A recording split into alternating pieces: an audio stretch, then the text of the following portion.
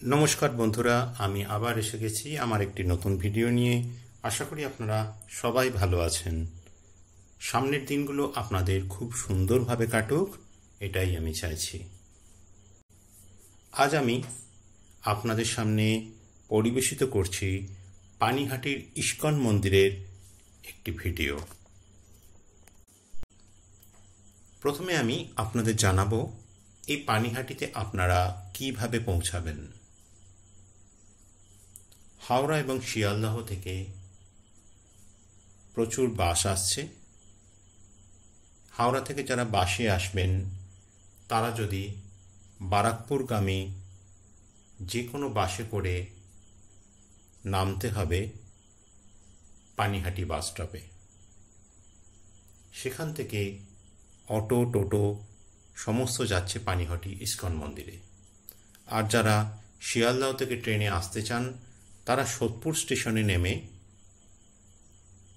1 নম্বর স্টেশনে সামনে থেকে অটো টোটো সমস্ত যাচ্ছে, সেটি বুক করে আপনারা চলে যেতে পারেন পানিহাটি ইস্কন মন্দিরে। এই পানিহাটি ইস্কন মন্দিরে যেতে গেলে আপনাদের সামনে পড়বে গোস্বামী বাড়ি, যেখানে শ্রীরামকৃষ্ণ এসেছিলেন। এর একটি ইতিহাস এই বাড়ির সাথে রয়েছে যা ভীষণভাবে গুরুত্বপূর্ণ।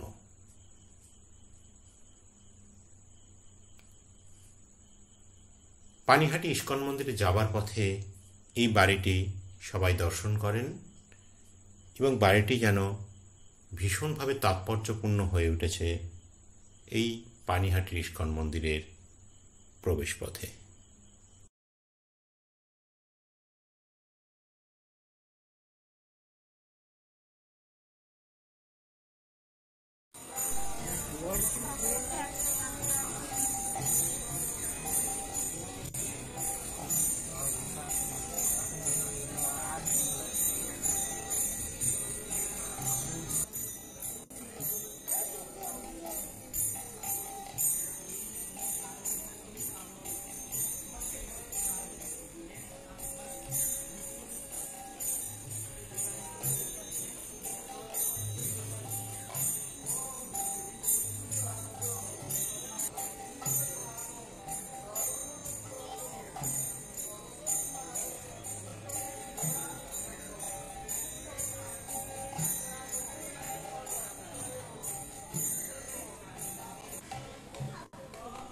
কথিত আছে ভগবানের পরম ব্যক্তিত্ব শ্রীকৃষ্ণ 1486 খ্রিস্টাব্দে বাংলার শ্রীধামা মায়াপুরে শ্রী চৈতন্য মহাপ্রভু রূপে আবির্ভূত হন।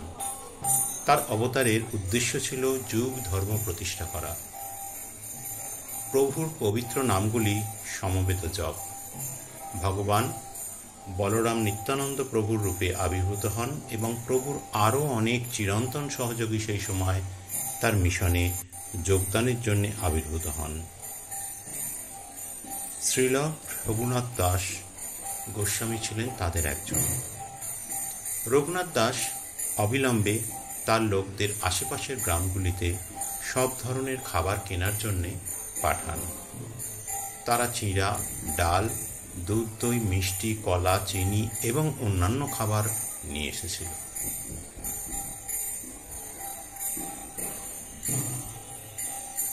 চিপ চাল দুধে ভিজিয়ে রাখা হয়েছিল।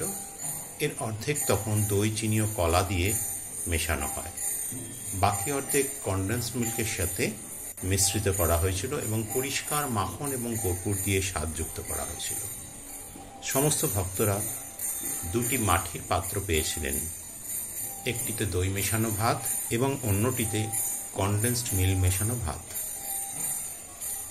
পানিহাটিতে তিনি নিত্যানন্দ প্রভুকে গঙ্গা নদীর তীরে একটি বট গাছের নিচে একটি পাথরের উপর বসে থাকতে দেখেছিলেন। তাকে ঘিরে ছিল অসংখ্য ব্যক্তি। নিত্যানন্দ প্রভু রঘুনাথ দাসকে ডেকে বলেছিলেন, রঘুনাথ দাস, তুমি চোরের মতো লুকিয়ে আছো, এখন তোমায় জড়িয়ে ধরেছি, এখানে আসুন, আজ আমি তোমাকে শাস্তি দেব। তখন ভগবান নিত্যানন্দ তাকে জোর করে ধরে রঘুনাথের মাথায় পদ্মের চরণ রাখেন। তিনি রঘুনাথকে একটি বড় উৎসব উদযাপন করতে এবং সমস্ত ভক্তদের দই এবং ভাত দিয়ে পরিবেশন করার আদেশ দেন। রঘুনাথ দাস অবিলম্বে তার লোকেদের আশেপাশের গ্রামগুলিতে সব ধরনের খাবার কেনার জন্য পাঠান। তারা চিড়া, ডাল, দুধ, দই, মিষ্টি, কলা, চিনি এবং অন্যান্য খাবার নিয়ে এসেছিলেন।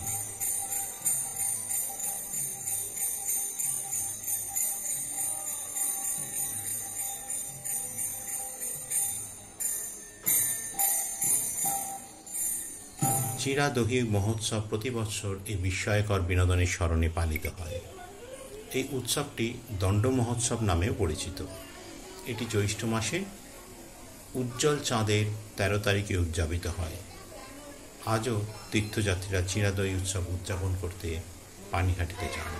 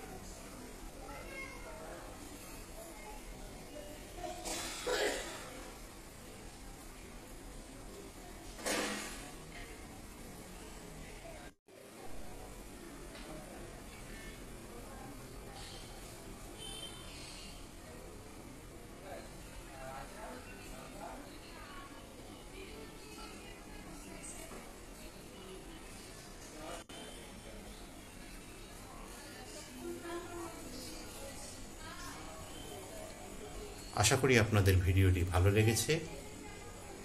যারা এখনও আমার চ্যানেলটিকে সাবস্ক্রাইব করে দেননি তারা অবশ্যই সাবস্ক্রাইব করে দেবেন, যাতে আমার নতুন কোনো ভিডিও এলে তা আপনাদের সামনে পরিবেশিত হতে পারে। আজ এই পর্যন্ত, আবারও দেখা হবে নতুন কোনো ভিডিওতে। সবাই ভালো থাকবেন। নমস্কার।